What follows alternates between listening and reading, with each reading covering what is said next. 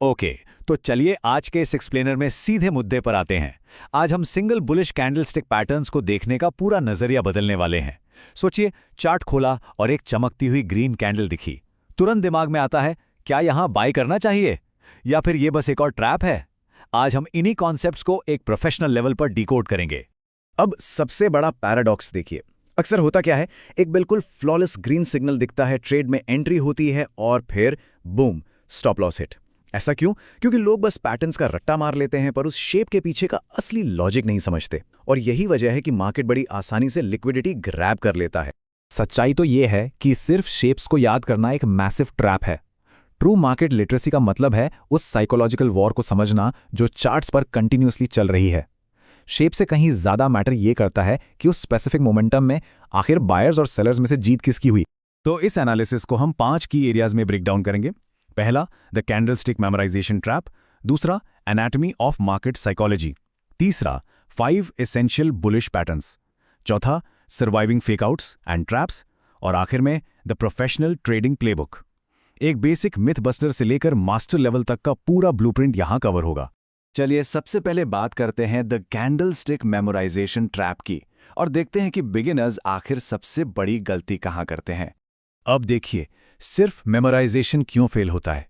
क्योंकि अगर कोई बस हैमर या शूटिंग स्टार नाम याद कर ले पर ये ना जाने कि बायर्स ने एग्जैक्टली सेलर्स को हराया कैसे, तो वो एसेंशियली अंधेरे में तीर चला रहा है।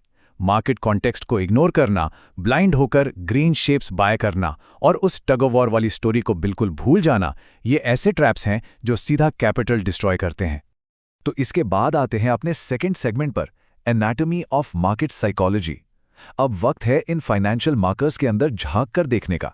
यहाँ सबसे क्रूशियल पॉइंट ये समझना है कि एक विक सिर्फ कोई रैंडम लाइन नहीं होती। ये उस स्पेसिफिक टाइम फ्रेम के दौरान बायर्स या सेलर्स के वायलेंट रिजेक्शन का क्लियर विजुअल रिकॉर्ड है। ओपन और क्लोज के बीच की जो बॉडी है वो दरअसल जीती हुई टेरिटरी है, और जो विक्स हैं वो ऐसे एडवांसेस हैं जिन्हें स्ट्रांगली रिजेक्ट कर दिया गया। इन दोनों को कंपेयर करके देखिए। एक full green body totally buyers की जीत यानी एब्सोल्यूट डोमिनेंस शो करती है। वही दूसरी तरफ एक लंबी विक वाली कैंडल किसी इंटेंस स्ट्रगल और लड़ाई की कहानी सुनाती है। बेल बजने से पहले मोमेंटम किसके कंट्रोल में था? मार्केट में सिर्फ यही पर्सपेक्टिव सबसे ज्यादा मैटर करता है। अब बढ़ते हैं तीसरे और सबसे इंपॉर्टेंट हिस्से की तरफ, 5 एसेंशियल बुलिश पैटर्न्स। उन कोर पैटर्न्स को समझते हैं जो सच में मार्केट की लैंग्वेज हैं। सबसे पहले बुलिश मारुबोजू। इसे क्या चीज इतना इनक्रेडिबली पावरफुल बनाती है? वो ये है कि सुबह मार्केट खुलते ही बायर्स ने एग्रेसिवली अटैक किया और सेलर्स को 1 इंच भी सरेंडर नहीं किया। नो विक्स, सिर्फ एक सॉलिड लंबी ग्रीन बॉडी। मतलब ओपन से लेकर क्लोज तक सिर्फ और सिर्फ बायर्स का एब्सोल्यूट डोमिनेंस। अब इन दोनों को कंपेयर करते हैं। एक तरफ हैमर है जो एक अचानक और विक्टोरियस बायर कमबैक को रिप्रेजेंट करता है, जहां लोअर प्राइसेस स्ट्रांगली रिजेक्ट हुए हैं। दूसरी तरफ इन्वर्टेड हैमर सिर्फ एक बायर इंटरेस्ट की शुरुआत का सिग्नल है, जहां पहला अटैक शायद नाकाम रहा हो। इसीलिए इन दोनों ही पैटर्न्स में अगले मूव पर एक क्लियर बुलिश कन्फर्मेशन का मिलना लिटरली मेक और ब्रेक होता है। ये कोट ड्रैगनफ्लाई डोजी को परफेक्टली डिस्क्राइब करता है। यहां प्राइसेस सिग्निफिकेंटली क्रैश जरूर हुई थी, लेकिन फिर एक मैसिव बाइंग डिमांड आई जिसने प्राइस को वापस खींचकर एग्जैक्टली ओपनिंग लेवल पर लाकर खड़ा कर दिया। ये साफ दिखाता है कि उन लोअर लेवल्स पर कितनी स्ट्रांग लिक्विडिटी और डिमांड बैठी हुई है। वैसे नॉर्मली देखा जाए तो एक स्पिनिंग टॉप जिसमें छोटी बॉडी और दोनों तरफ विक्स होती हैं बिल्कुल इनडिसिसिव लगता है, पर मैजिक तब होता है जब ये एक स्ट्रांग डाउन ट्रेंड के आखिर में दिखे। वहां एक कंपेलिंग स्टोरी बताता है कि भाई अब बेज अपनी पकड़ खो रहे हैं और सेलर्स का मोमेंटम पूरी तरह से एग्जॉस्ट हो चुका है। सच कहा जाए तो पैटर्न का स्पेसिफिक नाम चाहे जो भी हो, अगर किसी कैंडल में एक मैसिव लोअर विक है तो मैसेज क्लियर है। स्मार्ट मनी ने अभी अभी लिक्विडिटी स्वीप की है और लोअर प्राइसेस को एग्रेसिवली रिजेक्ट कर दिया है। ये एक यूनिवर्सल साइन है स्ट्रांग बाइंग डिमांड का, जो कहता है कि मार्केट को और नीचे नहीं जाने देंगे। चलिए अब आते हैं सेगमेंट नंबर 4 पर, सर्वाइविंग फेकआउट्स एंड ट्रैप्स, क्योंकि कई बार परफेक्ट सेटअप्स भी पूरी तरह से ट्रैप्स निकलते हैं।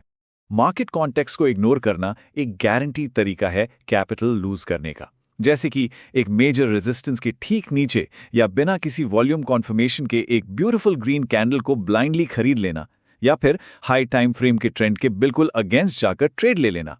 ये वो मेजर इमोशनल और टेक्निकल ट्रैप्स हैं जो स्पेशली स्टॉप लॉसेस हंट करने के लिए डिजाइन किए जाते हैं।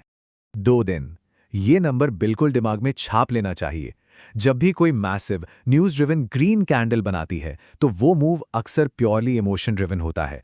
कम से कम 2 दिन वेट करना एब्सोल्युटली क्रूशल है, ताकि ये कंफर्म हो सके कि क्या ये प्राइस सच में वहां सस्टेन कर रही है या फिर सिर्फ एक टेम्पररी फेक आउट था। और अब आते हैं अपने फाइनल और सबसे प्रैक्टिकल भाग पर, द प्रोफेशनल ट्रेडिंग प्लेबुक। ये वो फ्रेमवर्क है जहां ट्रेड सेफली और लॉजिकली एग्जीक्यूट किए जाते हैं।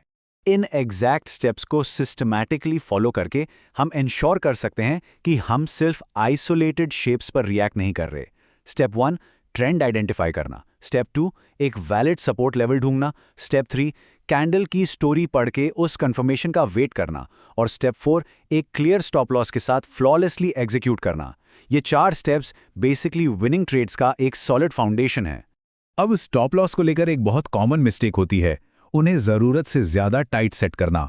इसलिए रूल ये है कि स्टॉप लॉस हमेशा कैंडल के लो या की स्ट्रक्चरल सपोर्ट के थोड़ा सा नीचे प्लेस होना चाहिए। ट्रेड को थोड़ा सांस लेने की जगह मिलनी ही चाहिए, और इसे एक जेन्युइन स्ट्रक्चरल फेलियर के अगेंस्ट हमें अच्छी प्रोटेक्शन भी मिलती है। एक और बहुत इंटरेस्टिंग कॉन्सेप्ट है द डबल एंट्री कॉन्सेप्ट। अक्सर ट्रेडर्स एक बेहतरीन सेटअप को पूरी तरह छोड़ देते हैं अगर उनका पहला स्टॉप लॉस अर्ली हिट हो जाए। लेकिन अगर प्राइस वापस रिट्रेस होती है और अंडरलाइंग सपोर्ट स्ट्रक्चर अभी भी कंप्लीटली इंटैक्ट है, तो एक री एंट्री पहले से भी कहीं बेहतर risk to reward ratio present कर सकती है। इसे मार्केट का एक पावरफुल सेकंड चांस समझिए। तो आखिर में कंक्लूजन यही निकलता है, फोकस को इन स्टैटिक पैटर्न्स और शेप्स को याद करने से हटाना पड़ेगा। इसकी जगह बायर्स और सेलर्स के बीच की उस डायनामिक बैटल को डिकोड करने पर ध्यान देना जरूरी है। सिर्फ इस एक शिफ्ट से मार्केट की इस हिडन लैंग्वेज को आसानी से पढ़ा जा सकता है और ट्रेडिंग अप्रोच कंप्लीटली ट्रांसफॉर्म हो जाती है। तो बस अपने चार्ट्स ओपन रखिए और उन पर लाइव चल रही स्टोरीज को आइडेंटिफाई करना शुरू कीजिए। कौन सा कैंडलस्टिक पैटर्न अपनी ट्रू स्टोरी सबसे पहले रिवील करेगा, ये तो स्क्रीन पे ही पता चलेगा, क्योंकि मार्केट हमेशा उन्हीं से बात करती है जो उसे सुनना जानते हैं। कीप एनालाइजिंग और इस नए पर्सपेक्टिव को चार्ट्स पर टेस्ट करते रहिए।